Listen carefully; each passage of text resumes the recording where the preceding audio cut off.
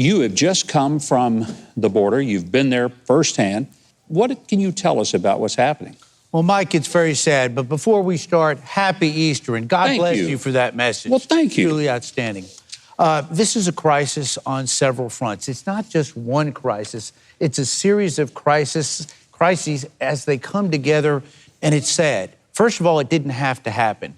In all due respect, the Biden administration and their minions created this environment where people in several countries basically feel incentivized to come here. So that was a mistake.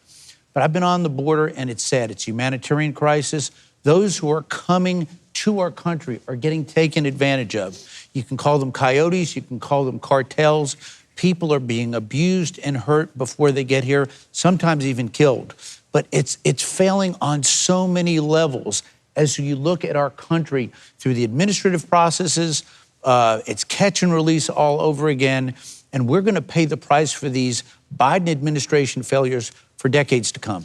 I don't blame people for wanting to come to America. If I lived anywhere else on earth, I'd do everything I could to get here. But it's our job as a country to sort out how many people we can take. Right now, the estimates are that 1 million people are going to migrate to the United States, a lot of them illegally. Where do these people get jobs, and where do they live? How do they find places to be educated and get the health care? That's the big question I think a lot of American taxpayers want to know. Absolutely. Not only is it an immigration crisis, but it's a border security crisis.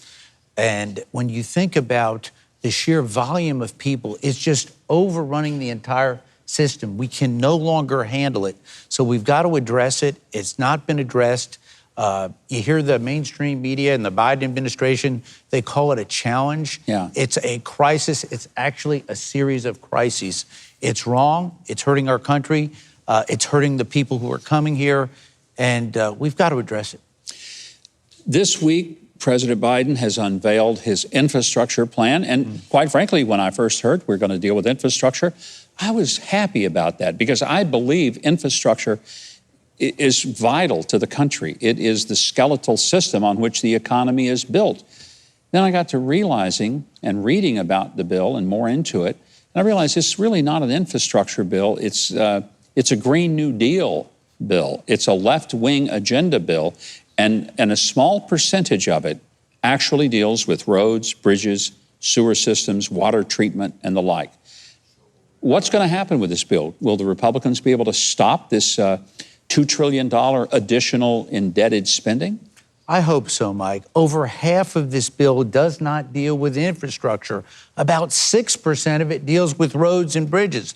It's so analogous to the Biden COVID relief plan. 9% of it dealt with COVID relief, 91% with their left-wing agenda. They're doing it again. And the left is relentless. And that's my biggest complaint about conservatives. We are right, but we have got to dig in and get relentless and not give up on our great values because... Yeah, I think that's so true. You know, I want to believe that there are some Democrats in Congress who deep down know that we need infrastructure. Sure. We need things like repair of our interstate system, and they have to know that this is a scam. Will they stand up in any way? Are they so under the control of the Speaker, Nancy Pelosi? The Democrats have a big D, and that big D is for discipline. And they are lock, stop, in line. Even if they know it's wrong, they will follow that agenda. And again, they are relentless. So there's a lesson in this for Republicans and conservatives like me. We have got to get back to our core values. This infrastructure bill is a sham. The COVID relief bill was a sham. Their voting rights bill was a sham. They can come up with these euphemisms for whatever they're trying to push, but it's all part of that left-wing agenda that is detrimental to our great country. How does the average voter know what's really going on in Washington? Because people hear an infrastructure bill, they say, oh, that's great, or we're going to deal with COVID relief, oh, that's wonderful. And then maybe later they find out it has nothing to do with what it was labeled to be. What's your advice to not just your constituents, but people around the country? How do you know what's really, really going on? Well, hardworking Americans who play by the rules, get up every day and work hard are busy. They're busy taking care of their families and moving our great country forward. And many times They just get these snippets from the mainstream media that are inaccurate. Get involved, whether it's at the local level, in a school board race. Read, learn, and see these policies firsthand. Because if we get active in our local communities, in our state governments, yes, even in the federal races, we can turn this thing around. So get active, stay informed, question everything, even question something that we would put out. Look at what Ronald Reagan used to say was trust but verify. Yeah. It's time to trust but verify. And with the Democrats, it's time to nullify. We have got to nullify what they're doing to this country. I think that's something that a lot of us would say. We hope that some of these things can be nullified because they're detrimental. We've only got about 30 seconds left. So the southern border is not just about immigration. We have people coming from China, other places, getting to the southern border. Are you concerned that people are walking across the border that are a threat to the United States? Absolutely. We have caught terrorists coming across. We've caught people from all over the world. And what concerns me, what about the ones we didn't catch?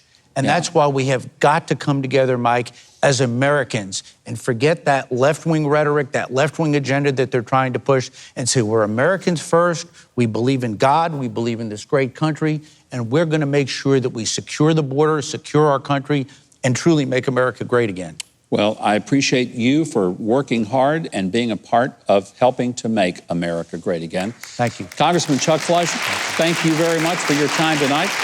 Now, for our audience, you can follow the Congressman on Twitter at Rep. Chuck. It's there on your screen. And Fleischmann.house.gov. That's how you can keep up with all the work that he's doing for the people of the great state of Tennessee.